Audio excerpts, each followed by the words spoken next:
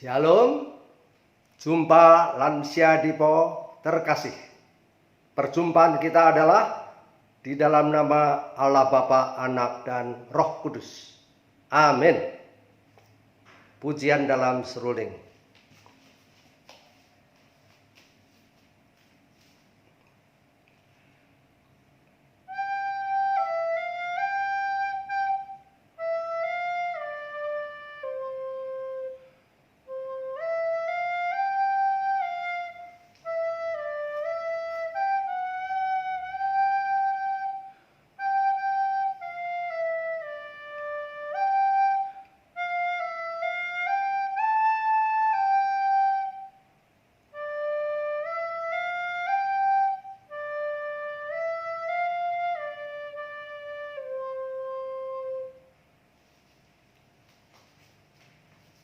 Ya saudara, renungan akan saya awali dengan satu cerita tentang seorang pria lansia umur 80 tahun.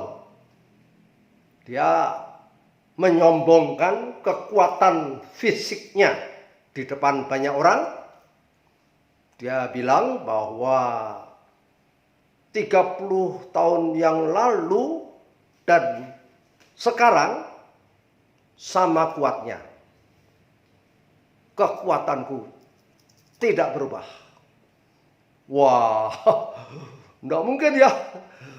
Orang-orang di situ minta buktinya. Lalu dia bilang, ini buktinya. Di rumahku, di depan rumah ada batu besar. 30 tahun yang lalu saya tidak kuat mengangkat batu itu. Kemarin aku mencoba lagi juga tidak kuat. Jadi sama kuatnya 30 tahun yang lalu dan sekarang. Ya tentu saja ya. Saudara, itu cuma kelakar ya, guyon. Tapi bisa menjengkelkan ya, karena mengandung kesombongan. Saudara, hari ini firman Tuhan adalah dari 1 Korintus 8 ayat 1b yang berbunyi demikian. Pengetahuan yang demikian membuat orang menjadi sombong, tetapi kasih membangun. Demikian sabda Tuhan, dan tema renungan adalah jangan sombong. Saudara, kehidupan spiritualitas kita atau kehidupan rohaniah kita sesungguhnya bisa mengalami peningkatan. Bisa semakin mantap dalam beriman kepada Tuhan, bisa. Dan juga bisa makin banyak pengetahuan tentang Tuhan yang kita miliki.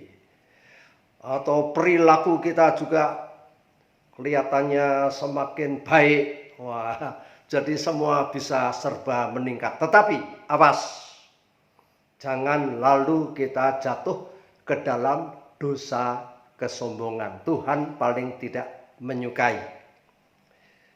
Kita ingat bagaimana Tuhan melawan, menyerang kaum Farisi dan ahli Taurat, pemimpin agama di negeri Israel.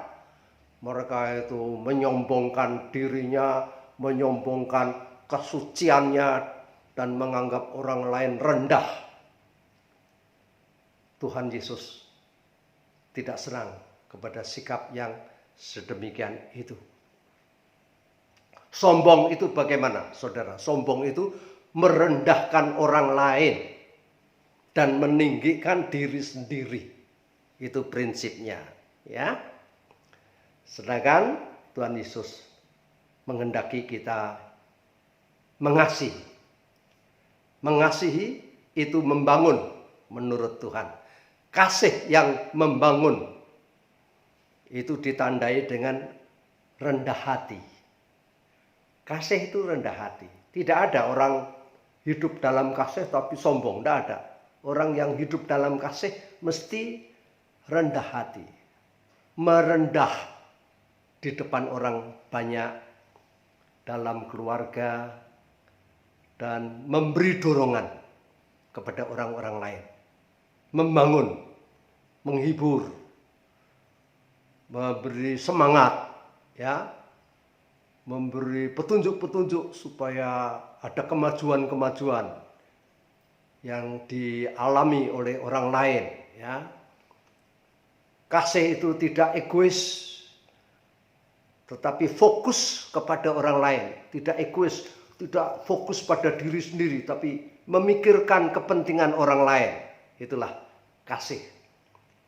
Kasih itu bersukacita melihat orang-orang lain berhasil. Beda sama orang sombong. Orang sombong ingin orang lain gagal. Diri sendiri yang kelihatan menonjol. Itu sombong, ya. Kalau kasih, lawannya dari itu. Menghendaki orang lain mengalami kemajuan, keberhasilan, dan ikut bersukacita melihat orang lain yang berhasil. Hidup di dalam kasih itu hidup yang indah. Bisa menjadi kesaksian.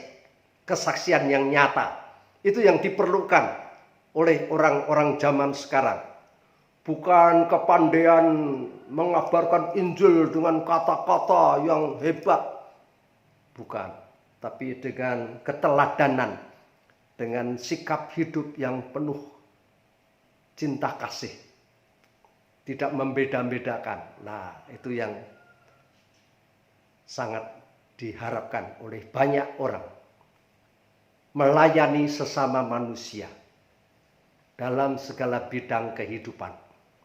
Dan memuliakan nama Tuhan. Ya, melayani sesama dan memuliakan nama Tuhan. Dengan demikian maka kita hidup diperkenan oleh Tuhan. Amin. Mari kita panjatkan doa.